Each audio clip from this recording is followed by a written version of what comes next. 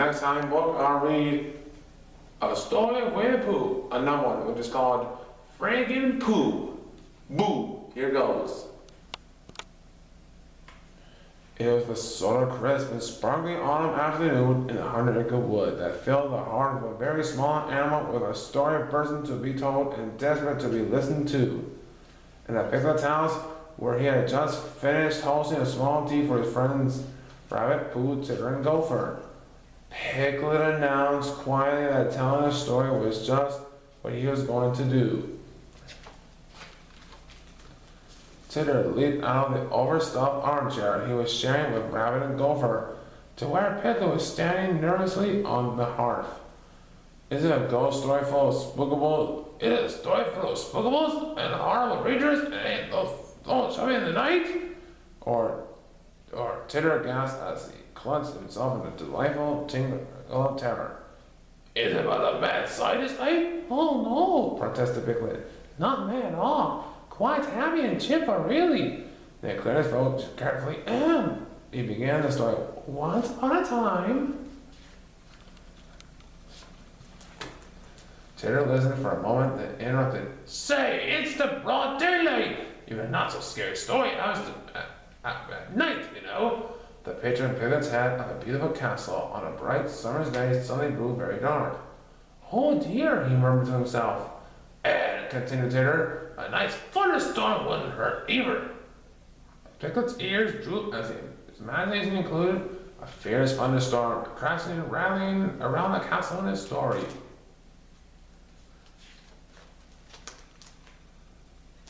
But Piglet wasn't ready to give up. He had a story to tell and he was going to tell it his way if no one minded very much.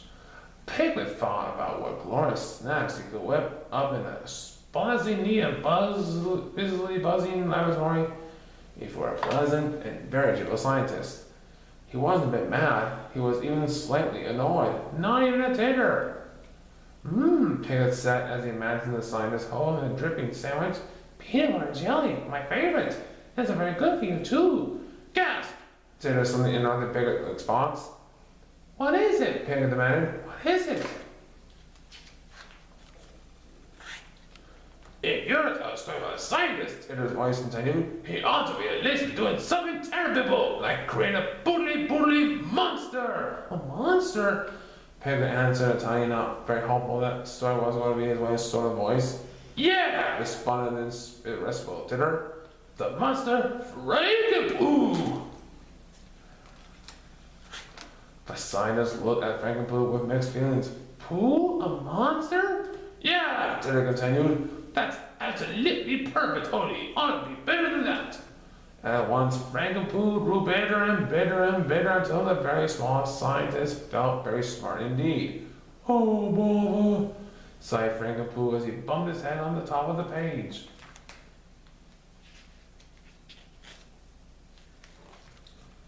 Now that's what I call a monster, hooted Titter. Hoo-hoo-hoo! The very small scientist ran around the monster's feet in the flurry of activity, shouting, Oh, help me so, save me! This is very terrifying, Titter chuckled delighted. The monster Frankenpooh, after much thinking, scratching of oversized ears, reached a monstrous conclusion. I want honey, he announced in a voice so loud he was surprised himself. And he went looking for a nut so small, smacker of something sweet to eat. Honey, he announced again just because he liked the sound of it. And the monster Frankenpooh, announced Titter, went looking high low for whatever this monster Frankenpooh's looked for. Honey, boomed Frankenpooh, as if to remind him.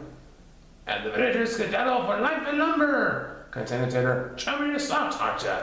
Cling to the edge of your seats, but there's no stopping the gigantical monstrous monstrosity. And everybody was up to the necks and arms, added Titter dramatically, because they knew who it was that was responsible for the harmless monster that was terrifying them.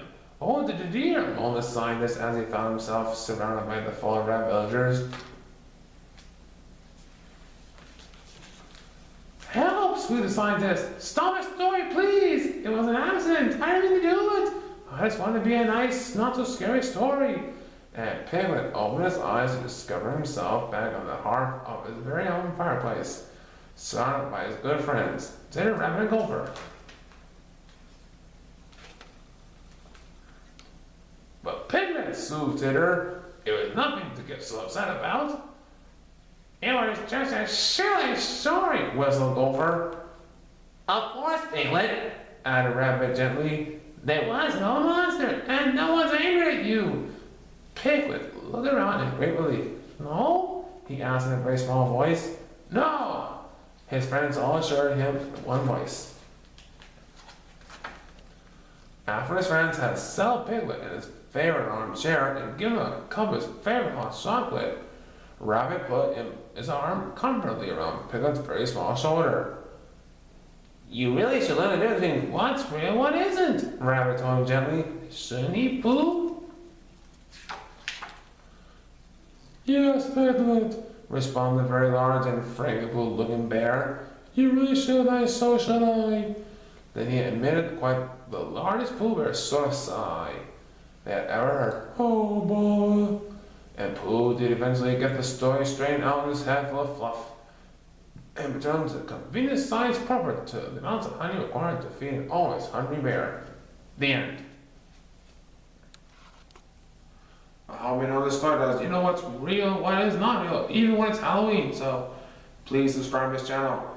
Give me a thumbs up from a ghost and make some comments. By the way, boo!